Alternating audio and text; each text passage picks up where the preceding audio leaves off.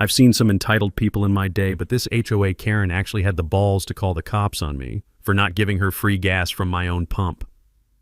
Picture this level of insanity. I'm minding my own business, filling up my truck, when Brenda Ashworth, think every nightmare neighbor rolled into one person, comes marching across my driveway like she's conducting a military inspection.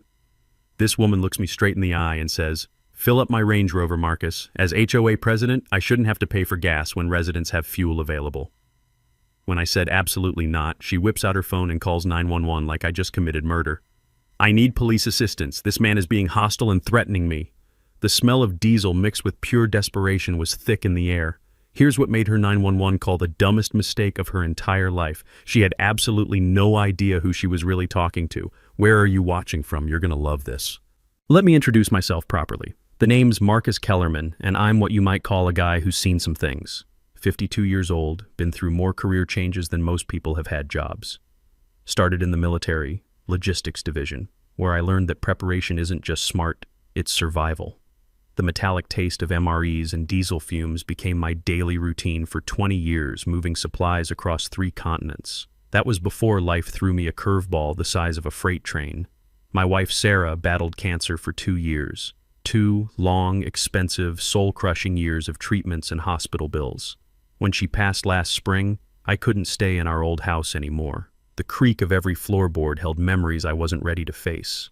So I packed up, sold everything, and moved to Willowbrook Estates, a nice little subdivision where property was cheap and neighbors supposedly minded their own business. Or so I thought. Willowbrook's got about 200 homes, mostly decent folks who work honest jobs and want that suburban dream. Tree-lined streets, kids playing in yards, the whole Norman Rockwell fantasy. The HOA used to be run by a retired teacher named Mrs. Henderson, who kept things sensible. Mow your lawn, don't paint your house purple, pay your dues. Simple stuff that actually made sense. Then came Hurricane Brenda. Brenda Ashworth moved here from some ritzy gated community where the average house costs more than a NASA rocket. Real estate agent, drives a Range Rover that gleams like a diamond and has that particular brand of entitlement that comes from never hearing no in her entire privileged existence. Within 8 months, she'd somehow conned her way into the HOA presidency on a platform of elevating standards and removing undesirable elements. Translation: ethnic cleansing for suburbia. I started noticing her pattern real quick. Violation notices to the Rodriguez family for excessive vehicle parking. They had 2 cars. Fines for old Mr. Orion's vegetable garden being inconsistent with neighborhood aesthetics. Harassment letters to the young black couple who dared to install a basketball hoop. Meanwhile, her white neighbors with identical setups. Radio silence. Now, about my fuel pump. When I bought my place, it came with a perfect garage and workshop space for restoring vintage trucks. The previous owner had been a farmer with proper agricultural permits for personal diesel storage, completely legal, professionally installed, inspected annually by the fire marshal. The sweet smell of diesel mixed with motor oil became my therapy after losing Sarah. The pump setup is gorgeous, professional-grade equipment, safety features that exceed code requirements, clear private property signage. Cost me 15 grand to update, but during the last power outage, I was the only guy with reliable fuel for generators. Helped 3 elderly neighbors keep their medical equipment running. That's when Brenda targeted me.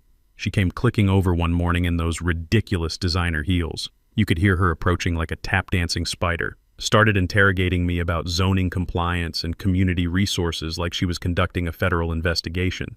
When I showed her the permits and agricultural exemption, her face went sour as expired milk. "Well," she sniffed, "we'll just see about that." Within a week, I got my first violation notice, $500 fine for unauthorized commercial activity. The letter was longer than my military discharge papers, and about as friendly as an IRS audit. Apparently, my fuel pump was creating unfair advantages and attracting undesirable traffic patterns. I spent 3 hours researching HOA covenants, printed documentation proving my pump was completely legal, and hand-delivered my response with a smile. Figured I'd educated her, case closed. That's when I learned something important about entitled people. They don't want to be right, they want to win. And Brenda had apparently decided that this blue-collar veteran with his industrial equipment was going to be her first scalp in the battle for Willowbrook's improved image. The acrid smell of her cheap perfume lingering in my driveway should have been my first warning. This woman was about to make my life very interesting. 3 days after I delivered my legal documentation, Brenda called an emergency HOA board meeting. Emergency. Like my fuel pump was about to explode and level half the county. The community center smelled like stale coffee and broken dreams, that distinctive mix of industrial carpet cleaner and decades of neighborhood drama. 30 confused neighbors sat in squeaky folding chairs under fluorescent lights that buzzed like dying insects. The metallic taste of tension filled the air. Brenda had prepared a PowerPoint presentation about my fuel pump, because apparently that's what passes for crisis management in suburbia these days. "Ladies and gentlemen," she announced, clicking her laser pointer like she was targeting enemy positions, "we have a serious safety hazard that requires immediate action." Up flashed a photo of my fuel pump with dramatic red arrows pointing at it like evidence from CSI. She'd even added scary captions in bold red text: "Explosion risk" and "Environmental hazard." The woman had clearly missed her calling in disaster movie marketing. "This unauthorized commercial installation poses significant risks to our families, our children, and our property values," she declared with the drama of someone announcing the apocalypse. I raised my hand politely. "Ma'am, I provided documentation proving the floor recognizes only board members during formal presentations." She cut me off with a smile that could freeze hell itself. Here's where it got interesting. Brenda had actually done her homework, sort of. She'd researched fire codes and zoning ordinances, even pulled up some obscure county regulations about fuel storage. The problem was, she'd completely missed the agricultural exemptions that made my setup bulletproof legal. Back in my military days, we had a saying about officers who'd read half the manual and thought they knew everything. They were the most dangerous people on base because they had just enough knowledge to be confidently wrong. She spent 15 minutes describing disaster scenarios straight from bad action movies. Explosions leveling city blocks, environmental contamination turning Willowbrook into Chernobyl, insurance companies fleeing in terror, property values crashing harder than the stock market in 1929. The crowd was eating it up like free cake at a church social. Neighbors who'd waved at me for months suddenly looked at me like I was cooking meth in my garage. The nervous shuffle of people shifting in cheap plastic chairs filled the room. "Therefore," Brenda announced with prosecutorial satisfaction, "I motion for an immediate $1,000 fine and 48-hour removal deadline. All in favor?" 4 hands shot up faster than rockets at Cape Canaveral. That's when I stood up. My chair screeched against linoleum like nails on a chalkboard, cutting through the silence. "Before you vote," I said in that calm tone 20 years of military service develops, "might I suggest reviewing actual facts instead of Hollywood fiction?" I walked forward carrying a manila folder thick as a phone book. The room temperature seemed to drop as Brenda realized I'd come prepared for war. "First," I said, pulling out official documents, "here's last month's Fire Marshal Safety Inspection Report. Passed with flying colors. Marshal Henderson noted my installation exceeds current safety standards by a significant margin." Murmurs rippled through the crowd like waves in a disturbed pond. "Second, here's my agricultural exemption paperwork, properly filed with the county and renewed annually for 3 years, completely legal under state and federal law." The murmurs grew louder as reality penetrated the manufactured panic. "Third, confirmation from my insurance company, full coverage, complete liability protection. They actually reduced my premiums because of the advanced safety features." Then came the mini twist that changed everything. "Oh, and Fire Marshal Henderson, he's sitting right there in the 3rd row. Jim, why don't you tell folks about these safety hazards that have Brenda so concerned?" Fire Marshal Jim Henderson stood up grinning like he'd won the lottery. "Folks, I've inspected hundreds of fuel installations in 30 years. Marcus's setup is textbook perfect. Hell, it's safer than most commercial gas stations if I'm being honest." The room exploded. Neighbors demanded explanations. Board members shuffled papers nervously. Someone actually started applauding. Brenda's face cycled through more colors than a mood ring having a seizure. Her desperation mixed with overpriced perfume created a nauseating cocktail. "Well," she stammered, voice cracking, "safety isn't the only concern. Property values, aesthetics, traffic patterns." "Actually," interrupted Dorothy Martinez, sweet elderly neighbor from 2 streets over, "during last winter's power outage, Marcus kept my husband Harold's oxygen machine running all night. His fuel pump literally saved Harold's life." That opened the floodgates. The single mom who got emergency fuel during the ice storm. The veteran with backup power for medical equipment. The family whose generator prevented basement flooding. Story after story of my dangerous installation actually helping the community. Brenda called for immediate recess. The vote was postponed pending further investigation. As neighbors filed out, several apologized for believing the scare tactics. But I noticed Brenda hunched over her phone, typing with the fury of someone whose plan A just exploded in her face. The sharp clicking of her acrylic nails on the screen sounded like tiny hammers building something unpleasant. Round one was mine, but something told me Brenda Ashworth was just getting started. 2 weeks of blissful silence made me think maybe Brenda had finally gotten the message. Should have known better. You don't back down a woman who considers designer handbags a constitutional right without serious retaliation. I was in my garage Tuesday morning, elbow deep in rebuilding a carburetor for my '73 Chevy, when unfamiliar voices drifted in from my driveway. The sweet smell of motor oil and metal shavings couldn't mask my sudden unease. Through the window, I spotted a guy in a polo shirt and clipboard talking into a radio. Official looking. The kind of official that makes your stomach drop even when you've done nothing wrong. City zoning inspector. I wiped my hands on a shop rag. The rough terry cloth felt like sandpaper against my oil-stained fingers, and headed outside to face whatever fresh hell Brenda had unleashed. Mr. Kellerman? The inspector was maybe 30, earnest face, probably went into government work thinking he'd save the world. I'm Dave Morrison from City Planning.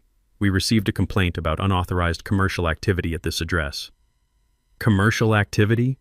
I kept my voice level, though my brain was racing through Brenda's latest creative fiction.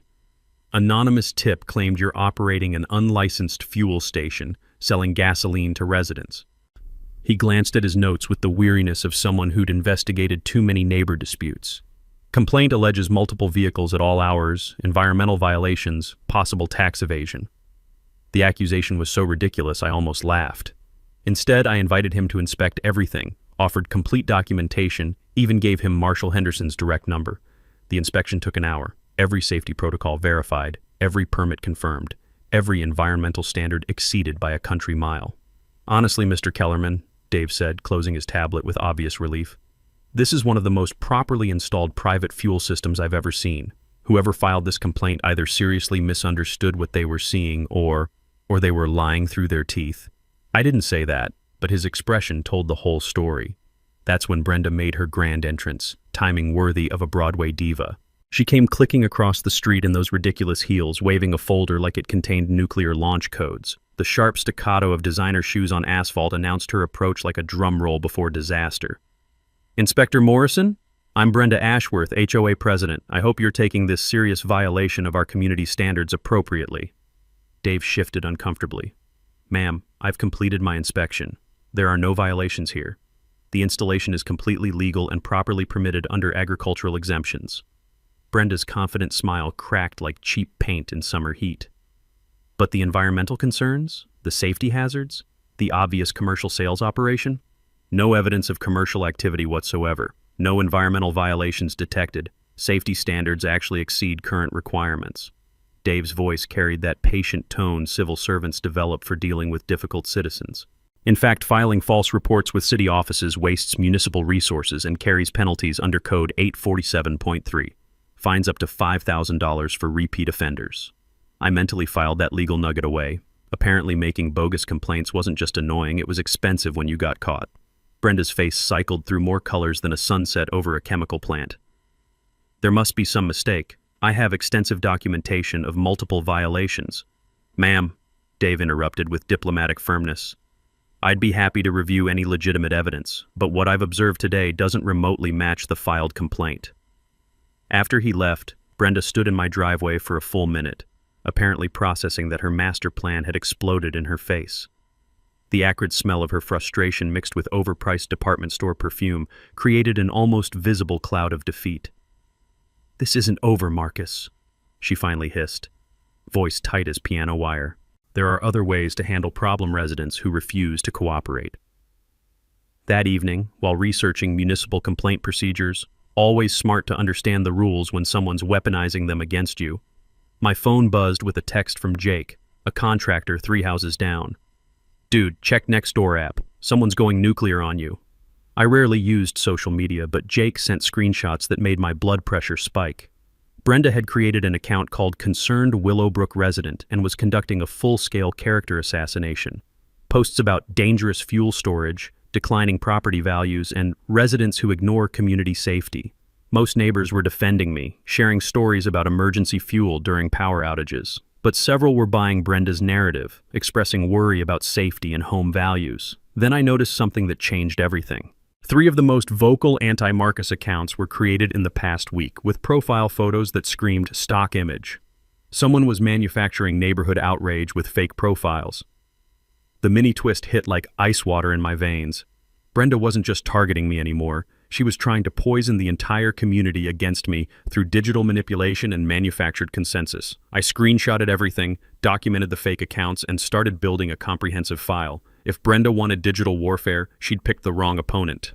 20 years of military logistics teaches you to think several moves ahead and always have contingency plans. The metallic taste of anger mixed with cold anticipation. Brenda was getting desperate, making careless mistakes. And desperate people with secrets tend to reveal more than they ever intended. Time to go on offense. The next morning I was enjoying my first cup of coffee. That perfect moment when the world's quiet except for birds chirping and the distant rumble of early commuters. When an unmarked sedan crept into my driveway like a hearse at a funeral. 2 people climbed out. A woman in a wrinkled business suit and a guy who screamed wannabe private investigator louder than a carnival barker. They didn't knock, didn't introduce themselves, just started prowling around my property with cameras and measuring tools like they were conducting a crime scene investigation. I stepped onto my porch, coffee mug warming my hands against the morning chill. "Morning, folks. Something I can help you with?" The woman glanced up from her tablet with all the warmth of a tax auditor. "Property assessment. Routine neighborhood evaluation for insurance compliance purposes." "Interesting," I said, taking a deliberate sip of coffee. Considering my insurance company didn't mention scheduling any assessment. "Mind showing me some official identification?" That's when things got spicy. Buzzcut stepped forward with the swagger of someone who'd watched too many cop shows. "Sir, we have legitimate business conducting this evaluation. I strongly suggest you return inside your residence." 20 years of dealing with military wannabes had fine-tuned my ability to spot fake authority from 50 yards away. All bark, zero actual bite. "I strongly suggest you remove yourselves from my private property before I contact actual law enforcement officials." They retreated, but not before Buzzcut snapped about 50 photos of my fuel pump from every conceivable angle. The whole encounter reeked of amateur hour. People pretending to possess authority they'd never legitimately earned. 2 hours later, my phone rang with an unknown number. Usually ignore those, but instinct made me answer. "Mr. Kellerman, this is Rick Santos from Apex Investigations. We need to discuss Brenda Ashworth immediately." My coffee suddenly tasted like pennies. "I'm listening." "She hired my firm to investigate you, specifically requested anything illegal, embarrassing, or compromising. Offered a $5,000 bonus for information that could result in your arrest or forced relocation." The sheer audacity took my breath away. "And you're sharing this information because when I conducted your standard background check, I discovered exactly who you are professionally." His voice carried genuine professional respect mixed with obvious embarrassment.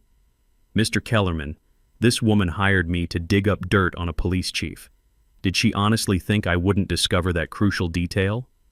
The mini twist hit like lightning splitting an oak tree. Brenda had been so obsessed with harassing some random blue-collar homeowner that she'd never bothered researching what I actually did for a living. She'd literally hired a private investigator to find criminal dirt on the guy who ran the local police department. "She has no idea about my profession?" I asked, though her cluelessness was becoming crystal clear. "Absolutely none.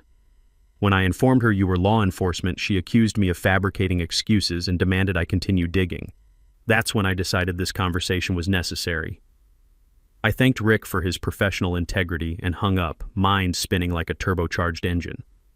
Brenda had just crossed into territory she didn't even know existed. Hiring investigators to harass law enforcement officers wasn't just monumentally stupid. Depending on interpretation, it could constitute intimidation of a police official, which carries felony-level consequences in most jurisdictions. But the real nuclear bomb dropped that afternoon. I was underneath my truck changing oil when dispatch called with news that made me nearly crack my skull on the undercarriage. "Chief, we've got a unique situation here. Someone filed a formal harassment complaint against you. Intimidation, stalking, abuse of authority." The metallic taste of disbelief mixed with motor oil residue in my mouth. "Who filed this complaint?" "Brenda Ashworth, 425 Maple Street, claims you've been conducting surveillance, making threatening gestures, using your police position to intimidate her family members." I had to laugh despite myself. This woman had just filed a completely fabricated police report against the actual police chief for behavior that existed solely in her overactive imagination. The irony was thick enough to serve at Thanksgiving dinner. "Route it through standard investigative channels," I instructed dispatch. "Assigned to Lieutenant Martinez, I'm recusing myself due to obvious personal involvement." "You certain, Chief? This complaint is transparently bogus." "That's precisely why we handle it by official protocol. Let proper investigation demonstrate it's bogus." Within 2 hours, Lieutenant Maria Martinez sat in my kitchen with digital recording equipment and official paperwork. Sharp, thorough, absolutely no-nonsense officer who'd earned her rank through excellent police work rather than political connections. "This is awkward as hell, Chief," she admitted, the rich aroma of fresh coffee mixing with lingering motor oil scents from my work clothes. "But I'm required to ask any validity to these stalking or intimidation allegations." "Maria, I've spoken directly to this woman exactly twice in the past month. Both occasions in public settings, both times with witnesses present, both conversations initiated by her." "Security footage available?" "Every angle documented. Motion sensors, timestamps, complete coverage." I showed her the relevant clips on my phone. "Ironically, she's trespassed on my property more frequently than I've appeared on public streets near her residence." And Maria reviewed the evidence, shaking her head with professional disgust. "Chief, I've investigated some spectacularly stupid false complaints, but filing fabricated charges against your own police chief, that requires Olympic-level stupidity." After Maria completed her investigation and left with a recommendation of unfounded complaint with evidence of harassment pattern, I sat on my porch with a cold beer, watching sunset paint Willowbrook's manicured lawns in golden light. Brenda had just committed the greatest strategic blunder of her entitled life. Time to stop playing defense. That weekend, I did what any reasonable person would do when dealing with escalating HOA harassment. I dove into public records. Call it professional curiosity, call it due diligence. When someone's targeting you this aggressively, you need to understand what you're really dealing with. Willowbrook's HOA financial records are public information, available online for any homeowner who bothers to look. Most people don't. Big mistake. I pulled up the last 8 months of expenses since Brenda took over, and what I found made my coffee taste like battery acid. The glow of my laptop screen felt harsh against my eyes as the numbers painted a picture uglier than I'd imagined. Legal consultation fees, $15,000 paid to Ashworth and Associates Legal Services. Ashworth, as in Brenda's maiden name, as in her brother-in-law's law firm that handles her personal real estate litigation. Landscaping contract, $8,200 to Premier Grounds Management, owned by Brenda's nephew Derek, a 22-year-old kid whose previous experience was mowing his mom's lawn twice a summer. Security consultation, $6,500 to Residential Safety Solutions, run by Brenda's cousin Mike, whose most recent job was hawking cell phone cases at the mall. Emergency roof repairs, $12,400 to Quality Construction Solutions, Brenda's other brother-in-law's outfit, despite the community center roof being installed just 3 years ago. The pattern was crystal clear, and it made my stomach turn. Every major HOA contract approved since Brenda's election had gone to her relatives, with prices inflated like balloons at a kid's birthday party. Total estimated theft, $47,000 in 8 months of systematic family enrichment. But here's what transformed this from sleazy to criminal. None of these family connections were disclosed to the board. Every vote was presented as competitive bidding with qualified contractors. Every approval came with Brenda's passionate speeches about fiscal responsibility and protecting homeowner investments. The bitter taste of anger filled my mouth as I realized what this really meant. During my military career, I'd seen this exact scam in government procurement, officials steering contracts to family while hiding relationships. It earned people federal prison sentences under laws designed to protect public money. In civilian life, it's called conflict of interest concealment. And when you're handling other people's money in a fiduciary capacity, it becomes felony embezzlement. My hands trembled as I printed the evidence, thinking about who was really getting robbed here.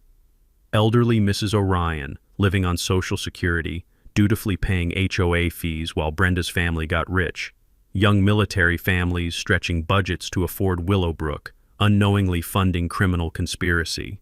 Single mothers working 2 jobs, trusting their HOA president to spend their money responsibly.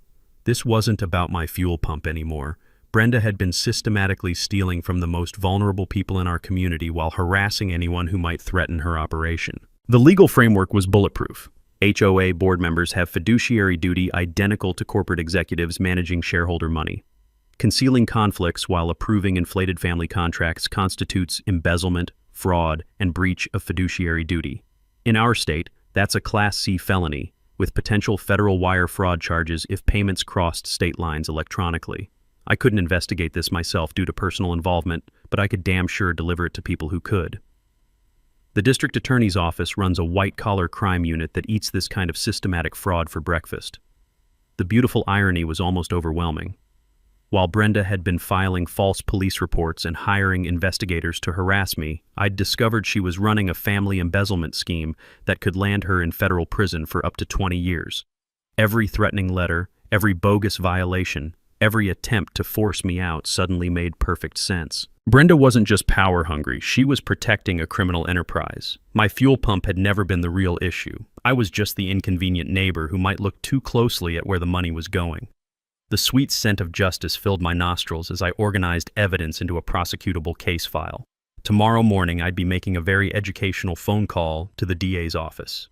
Brenda Ashworth was about to learn what happens when you pick fights with people who understand white-collar crime investigations. Monday morning, I called District Attorney Sarah Orion's office, not as Police Chief Kellerman, as Marcus Kellerman, concerned citizen reporting potential financial crimes. The beauty of the American justice system is that evidence speaks louder than titles. And brother, did I have evidence. White-collar crime unit, Detective Reynolds speaking. I'd like to report suspected embezzlement involving an HOA board. Multiple family members receiving inflated contracts, undisclosed conflicts of interest, estimated theft approaching $50,000 over 8 months. Can you come in this afternoon? Bring whatever documentation you have. The DA's office smelled like industrial-strength coffee and righteous determination, that particular mixture of caffeine and justice that keeps prosecutors functioning on 4 hours of sleep. Detective Jim Reynolds was exactly what you'd want investigating financial crimes. Razor-sharp eyes, CPA background, and the patience to follow money trails through corporate labyrinths that would make a minotaur dizzy. I spread my evidence across his conference table like a general planning D-Day. Bank records, contract approvals, family business registrations, board meeting minutes where Brenda had cheerfully voted on her own relatives' proposals without mentioning tiny details like blood relationships. Holy shit, Reynolds muttered, scanning the documents with growing amazement. She's not even attempting to hide it. Look, 3 contracts approved in 1 meeting, all to family businesses, all at luxury pricing. Gets better, I said, pulling out my research on comparable services. That landscaping contract? I got quotes from actual professionals. Should have cost $4,000 maximum. Her nephew charged $8 and delivered work that looks like he used a weed whacker blindfolded. Reynolds leaned back, his leather chair creaking like an old ship. Mr. Kellerman, this is textbook embezzlement, fiduciary duty violations, conspiracy, potential federal wire fraud charges if electronic transfers crossed state lines. Here's something I'd learned during 20 years of military logistics. Complex operations succeed through methodical coordination and strategic patience. Reynolds explained the prosecution timeline: forensic accounting reviews, witness interviews, coordination with state HOA oversight boards.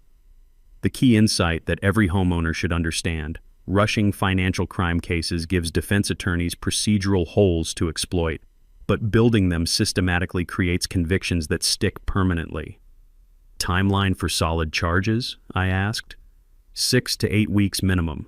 We need cooperation from affected homeowners, documented proof that family relationships weren't disclosed, clear evidence of intent to defraud.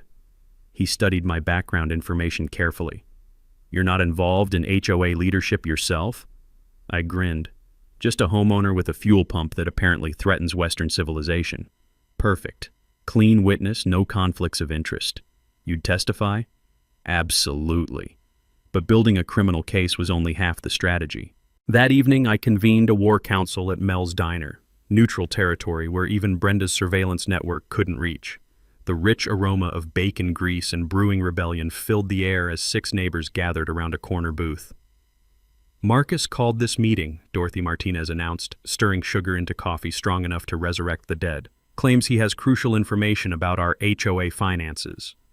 I prepared a civilian-friendly presentation. No legal jargon, just clear facts that ordinary folks could understand and get righteously angry about. Contract amounts, hidden family connections, the systematic pattern of steering community business to relatives while concealing relationships from voting board members.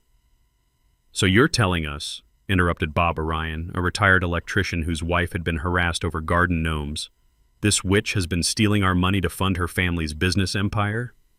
That's exactly what I'm saying. 47,000 documented so far, probably more we haven't discovered yet. The table erupted like a volcano. Questions, outrage, demands for immediate vigilante justice. I let them vent their fury, then pulled out my strategic ace. Here's our battle plan. The DA's building an airtight criminal case, but that takes time. Meanwhile, we organize a special HOA meeting demanding complete financial audit and vote of no confidence. Are we legally allowed to do that? Asked Janet Williams, a young mother who'd been fined for her children's sidewalk chalk masterpieces. Dorothy whipped out a dog-eared copy of HOA bylaws like she was drawing a pistol. Article 7, Section 3. Any 10 homeowners can petition for special meetings. Simple majority can remove board members for documented cause. I'd spent countless hours studying those bylaws, searching for procedural weapons we could deploy. Brenda might understand real estate law, but HOA governance procedures weren't her specialty. We had multiple legal avenues for her removal if executed correctly. Timing is absolutely crucial, I emphasized. Special meeting gets scheduled immediately after criminal charges are filed. Maximum impact, guaranteed media coverage, overwhelming community pressure. What about retaliation? Bob asked nervously. She's been pretty vicious to anyone who crosses her path. That question opened the door for my trump card revelation. Folks, I should probably mention something important. I'm Police Chief Marcus Kellerman. Brenda's been filing false reports and hiring investigators to harass me for months, completely unaware of who she was really targeting. The silence stretched like taffy before Dorothy burst into delighted laughter. You mean this entitled princess has been trying to intimidate our police chief?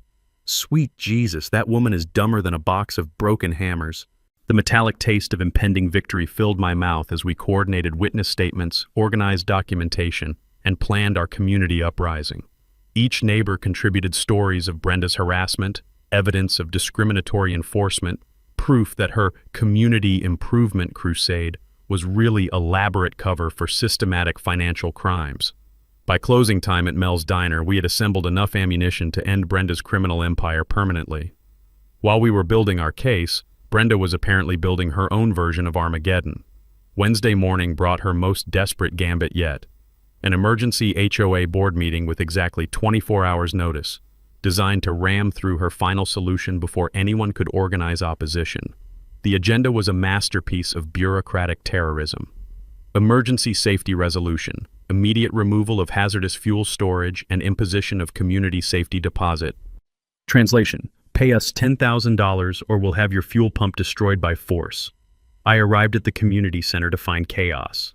Brenda had stacked the deck with every ally, favor seeker, and scared neighbor she could intimidate into attendance.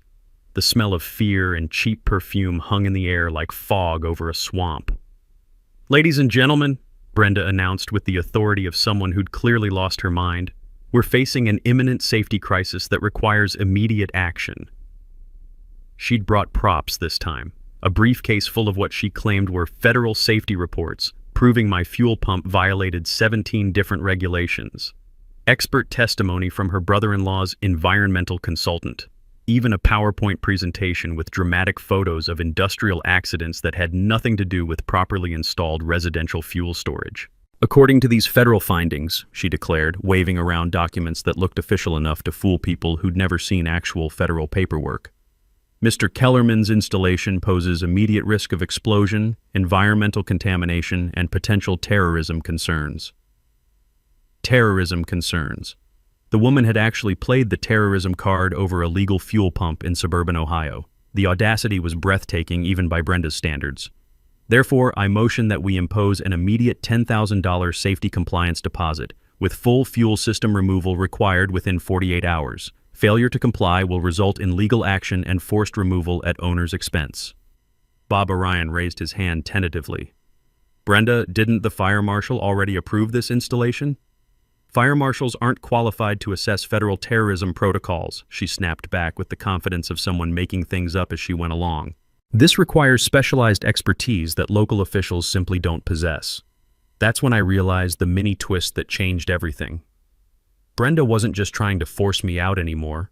She was trying to create a legal precedent for emergency assessments without board approval. $10,000 from me today, then safety deposits from anyone else who crossed her. She was essentially creating a slush fund for unlimited extortion. I stood up slowly, letting the squeaky chair announce my presence. Before this vote proceeds, I'd like to request copies of these federal reports for independent verification. Brenda's smile faltered like cheap paint peeling. The documents contain sensitive security information that can't be shared with unauthorized persons. Unauthorized persons? I'm a homeowner. This is my money you're voting to confiscate. The board has reviewed the materials thoroughly. That's sufficient for procedural requirements. Here's something every homeowner should know. When someone claims documents are too sensitive to share with people affected by their contents, those documents either don't exist or contain information that contradicts the claims being made. It's the oldest scam in bureaucratic history. Actually, I said, pulling out my phone, I'd like to call the Federal Environmental Protection Agency to verify these protocols. Should just take a minute. The color drained from Brenda's face like water from a broken sink. That's not necessary. The board has already verified. EPA Emergency Hotline, this is Agent Morrison, came the voice through my speakerphone. I'd called ahead and arranged this little demonstration with a friend from my federal law enforcement contacts. Agent Morrison, this is Marcus Kellerman in Willowbrook, Ohio. We're dealing with an HOA claiming federal terrorism protocols require immediate removal of a legally installed residential fuel pump. Could you verify if EPA has any such requirements? Sir, the EPA has no protocols requiring removal of properly permitted residential fuel storage. Terrorism assessments are handled by Homeland Security, and they don't regulate private fuel pumps unless they exceed commercial quantities. The room erupted. Neighbors who'd been scared into supporting Brenda's motion suddenly realized they'd been fed premium-grade bullshit. Board members started demanding to see the federal reports that apparently didn't exist. Furthermore, Agent Morrison continued helpfully, anyone claiming to possess federal terrorism documents without proper security clearance could be violating national security laws. Brenda looked like she was about to faint. The briefcase full of fake federal reports suddenly seemed very heavy in her hands. We need to postpone this vote pending further review, she stammered, gathering her props like a stage magician whose tricks had been exposed. Actually, called out Dorothy Martinez from the back, I motion that we postpone all votes pending a complete financial audit of HOA expenditures, specifically the landscaping contracts, legal fees, and consulting payments approved since January. The motion carried unanimously. Even Brenda's allies weren't stupid enough to oppose financial transparency when the alternative was being associated with fake federal documents. As the meeting dissolved into chaos, I noticed Brenda huddled with her phone again, typing frantically. The metallic clicking of her nails sounded like a telegraph operator sending desperate messages to the Titanic. She'd just committed her biggest mistake yet, attempting to defraud the entire HOA using fabricated federal documents. That wasn't just embezzlement anymore. It was mail fraud, wire fraud, and potentially federal terrorism statute violations. The taste of complete victory was getting stronger by the hour. Thursday morning brought the sweet smell of desperation wafting across the street. I was enjoying coffee on my porch when I noticed unusual activity at Brenda's house. Boxes being loaded into her Range Rover, important-looking papers being shredded in industrial quantities, and what appeared to be a family meeting that looked more like a crisis intervention. My phone buzzed with a text from Detective Reynolds. Charges filing Monday. Keep your head down until then. Fat chance. Brenda wasn't going quietly into that good night. By noon, she'd launched her nuclear option. A full-scale character assassination campaign that would have impressed Joseph Stalin. Flyers appeared on every doorstep claiming I was under federal investigation for terrorist activities. Social media posts alleged I was stockpiling dangerous chemicals for unknown purposes. Anonymous tips flooded City Hall claiming everything from illegal weapons storage to operating a meth lab. The woman had completely lost her mind, but she was losing it strategically. Every false accusation was designed to make me look dangerous, while positioning her as the brave whistleblower protecting community safety. It might have worked against someone without law enforcement experience. Unfortunately for Brenda, I understood exactly how evidence chains work. I spent the afternoon documenting every lie, screenshotting every fake social media post, recording every phone threat that came through my office. The beautiful thing about desperate people is they create evidence faster than crime labs can process it. But her masterstroke came Thursday evening. A surprise visit from Child Protective Services, claiming anonymous reports that I was exposing neighborhood children to hazardous materials. The caseworker was professional, apologetic, and clearly embarrassed by the obvious false report, but she had to follow protocol. Mr. Kellerman, I'm required to inspect any property where chemical storage might endanger children. You understand this is just procedure? Absolutely. Would you like to see my permits, safety inspections, and insurance documentation first, or should we start with the physical inspection? 20 minutes later, she closed her tablet with obvious relief. Sir, this is one of the most professionally maintained fuel storage systems I've encountered. Whoever filed this report either seriously misunderstood what they were reporting or they were lying to waste taxpayer resources and harass a citizen. I can't speculate about motives, but filing false CPS reports carries serious penalties under state law. Another legal nugget for my growing collection. False reports to Child Protective Services aren't just harassment. They're felony charges in most states, especially when filed maliciously to intimidate someone. Brenda was racking up criminal charges faster than a Vegas slot machine. But the real mini twist came Friday morning when Detective Reynolds called with news that made my coffee taste like liquid gold. Marcus, we've been monitoring financial activity as part of the investigation. Brenda made some interesting moves yesterday. Large cash withdrawals, attempted wire transfers to offshore accounts, liquidation of multiple business accounts. Sounds like someone's planning a vacation. Gets better. She tried to empty the HOA reserve fund, all $63,000. Bank flagged it as suspicious activity and froze the accounts pending investigation. I almost choked on my coffee. She tried to steal the entire reserve fund? Every penny. Claimed it was for emergency legal expenses related to community safety threats. Bank manager called it the most obvious theft attempt he'd seen in 20 years. The irony was delicious. While Brenda had been trying to destroy my reputation with false reports, she'd been caught red-handed attempting to steal every dollar the community had saved for actual emergencies. Pool repairs, road maintenance, storm damage cleanup, all the money homeowners had contributed for legitimate community needs, and she'd tried to grab it all on her way out of town. There's more, Reynolds continued. We traced some of those social media accounts spreading rumors about you. 3 of them were created from Brenda's home IP address using fake names. Digital evidence of harassment, defamation, and cyberstalking. How long before arrests? Monday morning. Federal charges for wire fraud, state charges for embezzlement, harassment, filing false reports, and attempted theft. She's looking at 10 to 15 years if convicted on everything. I spent Friday afternoon watching Brenda's frantic activity from my porch. More boxes, more shredding, more desperate phone calls. Her husband looked like a man who'd just discovered his wife was the Zodiac killer.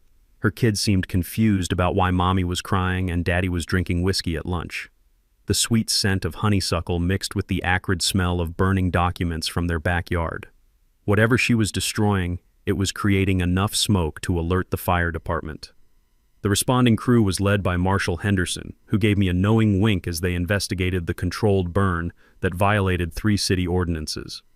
Saturday brought silence. No activity at Brenda's house, no new social media attacks, no mysterious visitors or false reports. The calm before the storm that would destroy her world completely. Sunday evening, I sat on my porch with a beer, watching kids play in the street while parents chatted over fence lines. Normal neighborhood life resuming as the cancer of corruption prepared to be surgically removed. The taste of justice was getting sweeter by the hour. Monday couldn't come fast enough. Monday morning arrived with all the drama of a Hollywood blockbuster. I was sipping coffee and watching the sunrise paint Willowbrook streets in golden light when unmarked federal vehicles began rolling into the subdivision like a presidential motorcade. The timing was perfect. Brenda had called another emergency board meeting for 9 a.m., planning to ram through a final vote expelling me from the HOA entirely. What she didn't know was that Detective Reynolds had coordinated the arrests to happen during the meeting, ensuring maximum witnesses and media coverage. I walked into the community center at 8:45 to find absolute chaos. Brenda had packed the room with every supporter she could muster, plus a few faces I didn't recognize. Probably more fake social media accounts turned into flesh and blood props. The air was thick with tension and Brenda's desperation perfume. "Ladies and gentlemen," she announced with the manic energy of someone who knew the walls were closing in, "today we finally resolved the safety crisis that's been threatening our community for months." She'd prepared her most elaborate presentation yet. Photos of my fuel pump with dramatic red circles and arrows.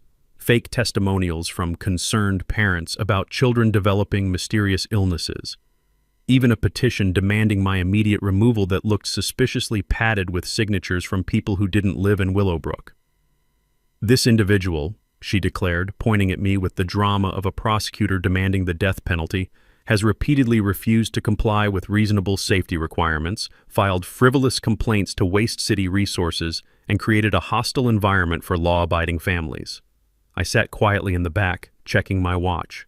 9:15, any minute now. Therefore, I motion that we expel Marcus Kellerman from Willowbrook Estates HOA for violation of community safety standards, with immediate forfeiture of all rights and privileges. That's when the cavalry arrived. The back doors opened and Detective Reynolds walked in, followed by 2 federal agents and a state prosecutor. The room went silent except for the sound of Brenda's confidence crashing like the Hindenburg.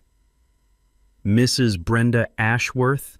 Detective Reynolds' voice cut through the silence like a sword through silk. Brenda's face went from flushed triumph to pale terror in about 3 seconds.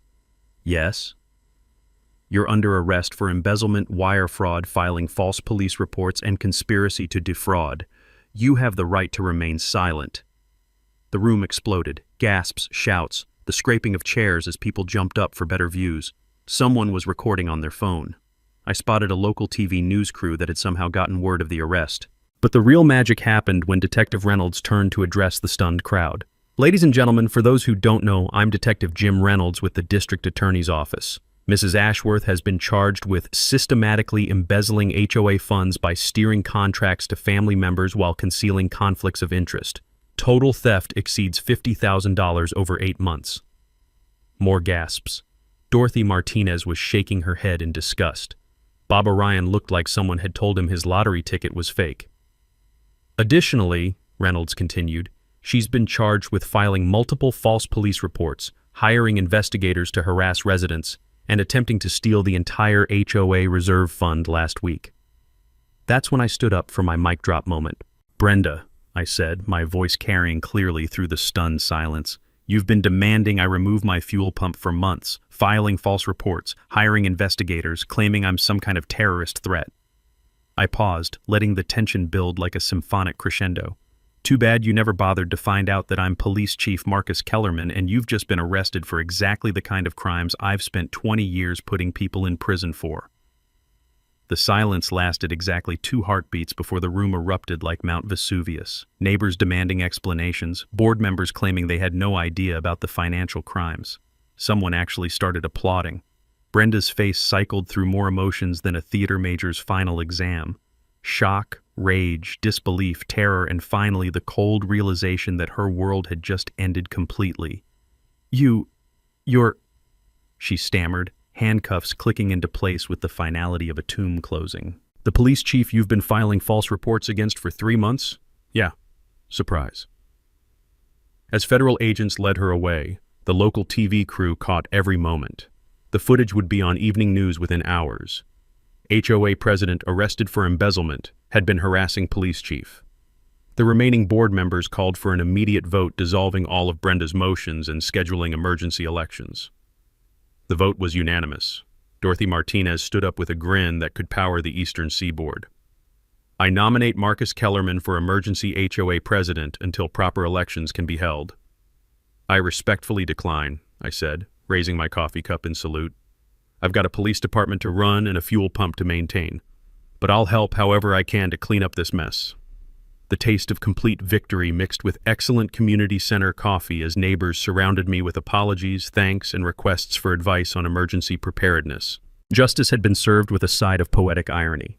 6 months later, Willowbrook Estates had transformed from a community terrorized by petty tyranny into something that actually resembled the neighborhood we'd all hoped to live in when we moved here. Brenda Ashworth pled guilty to federal embezzlement charges and received 18 months in federal prison, plus 3 years probation and full restitution of the $67,000 she'd stolen. Her real estate license was permanently revoked, and her family's business empire collapsed faster than a house of cards in a hurricane. The judge specifically noted that her pattern of harassment against a law enforcement officer demonstrated callous disregard for both the law and basic human decency. The money was returned to the HOA within 60 days, and we put it to work immediately. New playground equipment for the kids, road repairs that were actually needed instead of imaginary, a community emergency fund that helped 3 families during the tornado season. But the real transformation was cultural. The new HOA board, led by Dorothy Martinez, operated with radical concepts like transparency, accountability, and treating neighbors like human beings instead of potential violations. Meeting minutes were published online.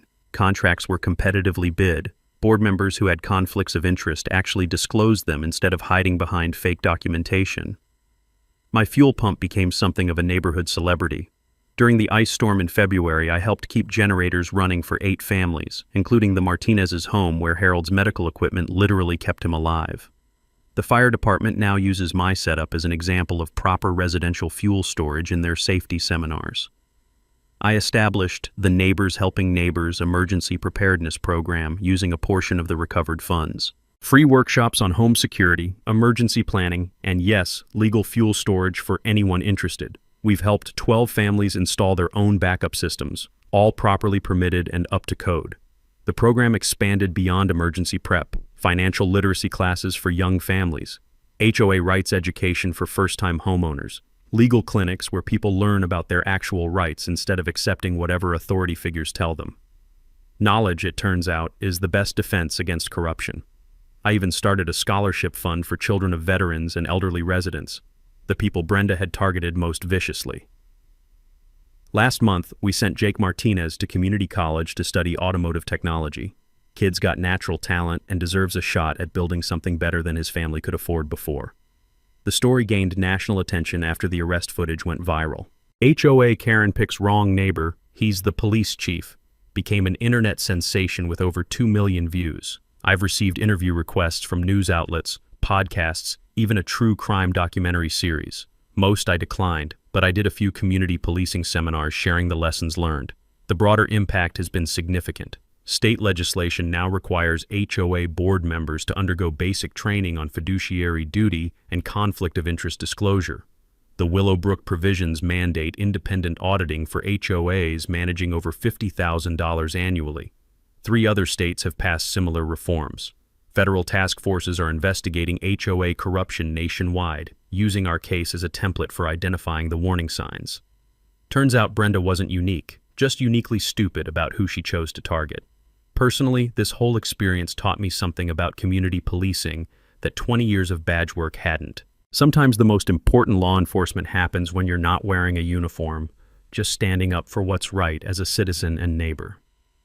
I remarried last spring. Dorothy's granddaughter Sarah moved back to town after her divorce, and we discovered that fighting corruption together creates bonds stronger than traditional dating ever could. She's a paralegal who helps run our legal clinics and keeps me honest about proper procedural protocols. The kids love my workshop, and I'm teaching them emergency preparedness skills their urban father never knew existed. We're planning to expand the house, including a larger emergency preparedness center that can serve as a community resource during disasters. Properly permitted, of course, with full disclosure to all relevant authorities. Life in Willowbrook has become what suburban communities should be: neighbors helping neighbors, transparent governance, and shared responsibility for collective well-being. The American dream, minus the nightmare of petty corruption. And my fuel pump, still running perfectly, still legal, still helping people when they need it most. If you've got HOA horror stories, drop them in the comments below. I want to hear how communities are fighting back against corruption and abuse. And hey, smash that subscribe button for more justice porn stories like this one, because unfortunately, there are way too many Brendas out there who need to learn that actions have consequences. Sometimes karma needs a badge to get the job done right.